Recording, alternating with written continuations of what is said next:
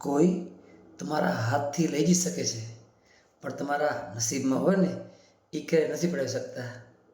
આવી જ એક નવી સુંદર કહાની લઈને આવ્યો છું હું, ભરત પટેલ, તમારો દોસ્ત. એક બહુ જૂની વાત છે કે એક રાજા હતા. તે રાજા હતા ને તો બહુ થોડા ચિંતામાં હતા. તે એમના રાજગુરુ હતા. એ છે ને નદી કિનારે એક સ્કૂલ હતી, એમાં નાના બાળકોને ભણાવતા. તો રાજગુરુ હતા એ રાજ દરબારમાં ક્યારેક ક્યારેક આવતા, એમ મહિને એક ફેર આંટો મારતા એમ. તો બે ત્રણ વખત જોયું ને તો રાજા ચિંતામાં બહુ હતા. તો એકવાર એમને રાજાને પૂછ્યું કે રાજા, તમારું ચિંતાનું કારણ એ કે? તો રાજાએ વાત કરી કે હા ગુરુજી, એ કે મારી દીકરી છે ને હવે 23 વર્ષની થઈ ગઈ છે, મતલબ ઉંમરલાયક થઈ ગઈ છે. હવે એના લગ્નના તૈયારી કરવી છે, પણ એના માટે યોગ્ય પુરુષ નથી મળતો. એ કે એને ઉચિત કોઈ સારો માણસ નથી મળતો એમ. એટલે આ મને ચિંતા થોડી છે. એ કે અને ચિંતા ભાઈ હોય જ.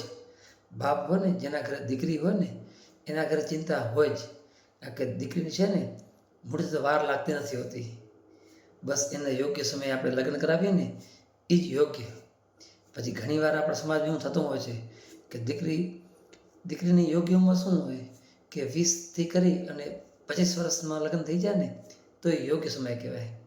પછી તમે 35 વર્ષના કરો એ યોગ્ય ન લેખાય. તો બસ રાજાને ચિંતા હતી કે મારી દીકરીને સારો વર મળી જાય ને તો હું લગ્ન કરાવી દઉં.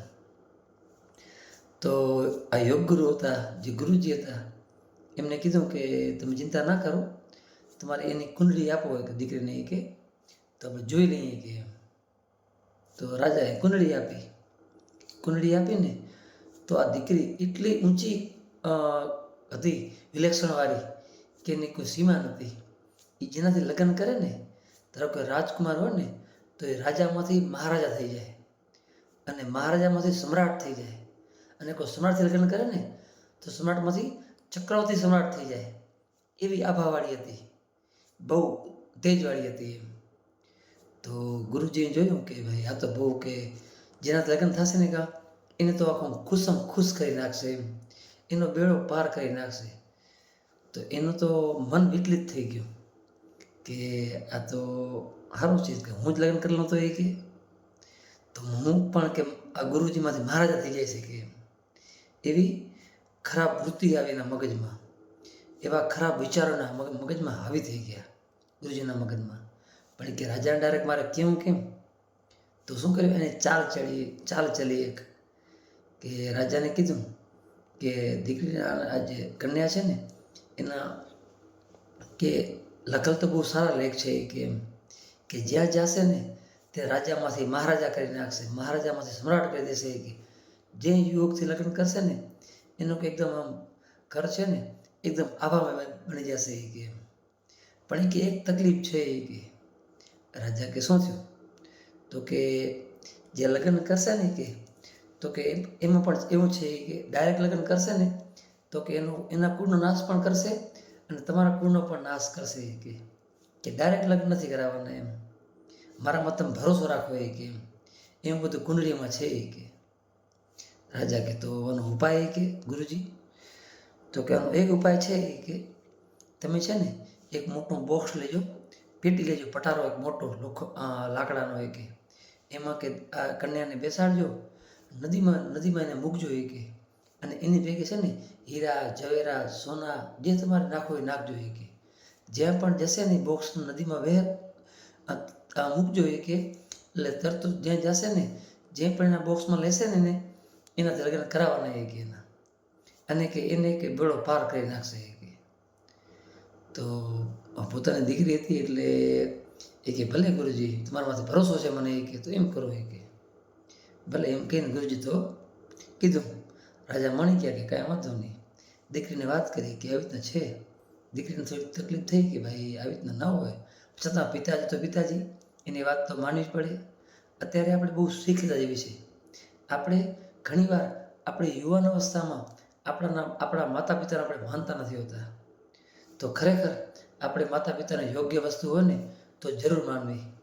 તો દીકરી પણ એમ જ કર્યું કે એના પિતાજીની વાત એને માની કે કાંઈ વાંધો નહીં પિતાજી, તમે કહેશો એમ. તે પાટલા દિવસ તૈયારી થઈ. ગુરુજીને કીધું કે હવે આજે આ સમયે મુહૂર્ત આપો એમ. તો ગુરુજીએ મુહૂર્ત આપ્યું કે કાંઈ વાંધો નહીં, સવારે તમે નદીમાં તણાવજો કે મતલબ મોકલી આપજો કે આ સમય નક્કી થઈ ગયો. અને બસ રાજાએ તો એમની દીકરીને મોટું બોક્સ ખોલી સારો બોક્સમાં ભરી અને હીરા અને ઝવેરાતની અંદર મૂક્યા અને તરત મૂકી દીધું એમ.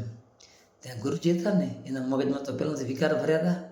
તરત દોડ્યા એની સ્કૂલમાં અને જે સ્કૂલમાં જઈને છોકરાઓને કીધું, આજ તમારે છૂટી ગયો, આજ તમારે છૂટી કે તમારે એક સારું કામ કરવાનું છે મારા માટે કે તો નદી કિનારે જવાનું હોય કે બોક્સ આસ્તે આસ્તે તળાવ આવે છે એ કે બોક્સ તમારે લઈ અને મારા રૂમમાં રાખવાનું હોય કે રૂમ છે ને બહારથી તમારે તાળું મારી દેવાનું હોય કે હું ગમે એવડી રાડું પાડું ને તો પણ રૂમને તમે ખોલતા નહીં કે આ મારી આજ્ઞા છે એ કે.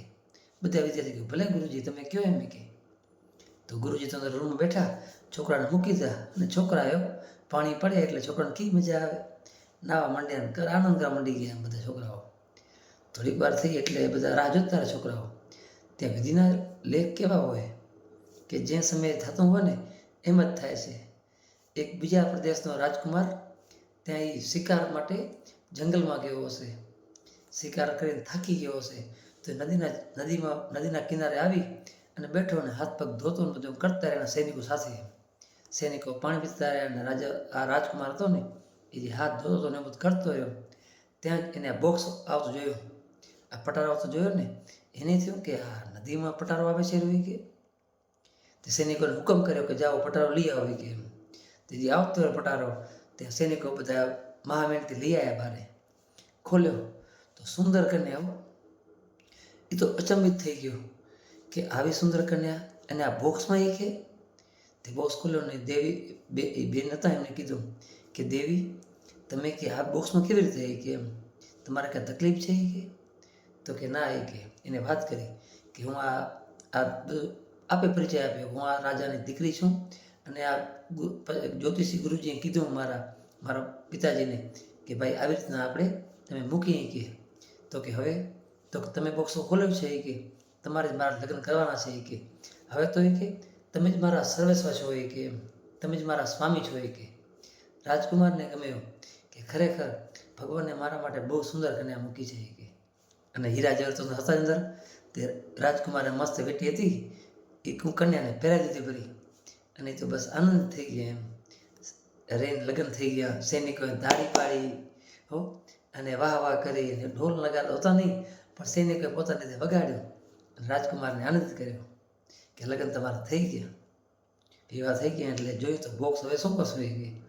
તો રાજકુમાર છે ને શિકાર જે કરવા ગયો હતો ને એને જીવતો રીંછ એક પકડ્યો હતો. તે રીંછને એને પૂર નાખ્યો પટારામાં. સૈનિકોને હુકમ કર્યો કે રીંછને છે ને તમે પટારામાં પૂરીને તણાવ મૂકી દો કે જ્યાં જાય ત્યાં કે. તે મૂકી દો ને ત્યાં આશે તો છોકરાઓ રાહ જોતા રહ્યા કે પટારો ક્યારે આવીને લઈ આવી. તે જોયું પટારો દૂરથી આવતો દેખાઈ ગયો.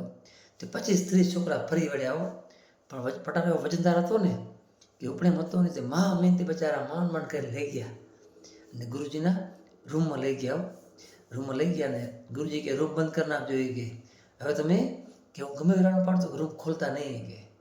અને ગુરુજી તો એવા મલકાતા હતા એ હતા ને જે ગુરુજી એ તો બહુ આમ હરખમાં એ કે વાહ આજ તો મારા લગ્ન થઈ જશે અને હું કે ગુરુજીમાંથી કે મોટો મહારાજા થઈ જઈશ બરોબર આમ તેમ મન બધી વાત કરતા હતા એમ. તે જેવો પટારો ખોલ્યો ને તો જીવતો રીંછ એના તો હું છૂટી ગયા જીવતો રીંછ કે. હવે રીંછ પણ એવો હતો કે કોઈ વસ્તુ પંજરામાં પૂરી હોય એટલે તરાપ તો મારે જ. એ પણ એ બિચારો હેરાન તો થતો જ, હેરાન થઈ ગયો હતો એ પણ. તે તરાપ મારવા માંડ્યો ને તે ગુરુજી તો રાડ કર્યો બચાવો બચાવો બચાવો. તે 12 છોકરાને કીધું હતું કે તમારે ખોલવાનું નથી.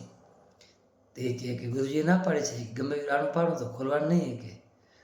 તે બીજો હતો ને વિદ્યાર્થી એને એમ થયું કે ના કંઈક તકલીફમાં લાગે છે ગુરુજી કે જેને ખોલવા દે નહીં કે. ત્યાંનો રૂમનો હોય ને મેં મોનિટર એને કીધું ના હો ભાઈ દરવાજો ખુલશે નહીં કે. ગુરુજીને ચોખ્ખા શબ્દમાં ના છે કે ગમે એ થાય પણ દરવાજો ખોલવાનો નથી કે તારા દરવાજો ખુલશે નહીં કે તો કે ભલે ભાઈ. દરવાજો ખોલ્યો નહીં અને આમ અંદર તો ગુરુજી તો રાડ રાડ કરે. શું કરવાનું એ કે તે છે ને મોત તો સામે આવ્યું, શું કરવું એમ. પછી ગુરુજી બ્લેક બોર્ડ હતો ને ભણાવતા ને તે બોર્ડ જોયો, બાજુમાં ચાક જોઈ, એને સુંદર લખી નાખ્યું તરત હો કે જે વિધિના લેખ લખ્યા હોય ને એમ જ થાય છે. મારા જેવો મનમાં વિકાર ઉત્પન્ન થઈ તો પણ હું કે પડી ન શક્યો એમ, લગ્ન ન કરી શક્યો, કારણ કે મારું મન બગડી ગયું એમ. મારું મન વિકારોથી ભરાઈ ગયું કે મારા મનમાં આ વિકારો હાવી થઈ ગયા કે મને સજા મળવાની જ છે. ત્યાં તો ઋષિ ઝપાટ મારીને ગુરુજીના પ્રાણ પંખેરું ઉડાડી નાખ્યા. તો આપણે આમાંથી ખાસ શીખવા જેવી વાત એ છે કે હંમેશા ભગવાનનો ધાર્યો હોય ને એ થતું જ રહે છે. આપણે એમાં ગમે આડા અવરા પાઠ ભરાવીએ ને પણ એ થતા નથી હોતા. અને ખરાબ વિચારનું પરિણામ હંમેશા ખરાબ જ હોય છે. આપણે આપણો સ્વાર્થ છોડી અને બીજાનું ભલું કરીએ ને તો ભગવાન રાજી રહેશે. અને આ સાહેબ તો બસ રાજકુમાર નહીં તો લગ્ન થઈ ગયા અને બસ એના જે હતું પ્રદેશ તે હાલે ગયા અને આનંદથી રહેવા માંડ્યા અને પ્રભુ નામ લેતા ગયા કે ભગવાને જે કર્યું ને એ સારાને કર્યું. તો આપણે હંમેશા એક વાત ધ્યાન રાખીએ કે કોઈનું ખરાબ જીવનમાં ક્યારે ન કરીએ. થાય તો સારું કરવું પણ ખરાબ તો ક્યારે ન કરવું. જય શ્રી રામ, હર હર મહાદેવ. આ એક નાની વાત તમને ગમી હોય તો આ વિડીયો લાઈક કરજો, શેર કરજો, સબસ્ક્રાઈબ કરજો. શક્ય હોય તો મારી એક વિનંતી છે. બાકી કરવું ના કરવું, સાંભળવું ના સાંભળવું તમારા હાથની વાત છે. બસ આવા અનેક વિડીયો બ્લોગ જે નાના 10-12 મિનિટના હશે તમારા સમક્ષ રોજ એક નવા મૂકતો જઈશ. તમે પણ જોતા જજો અને જીવનમાં કંઈક સારું લાગે તો ઉતારવાનો પ્રયાસ કરજો. હું પણ ઉતારવાનો પ્રયાસ કરું જ છું, કારણ કે રીલ બનાવું છું તો એવું નહીં કે હું ખાલી મૂકું જ છું. મારા જીવનમાં ઉતરે ને એ પણ મહત્ત્વનું છે. હું પણ જેમાંથી ઘણું સમજીશ. હું પણ આ વિડીયો વારંવાર જોતો રહીશ. તમે પણ આ વિડીયો વારંવાર જોજો અને યોગ્ય લાગે તો શેર જરૂર કરજો. જય શ્રી રામ.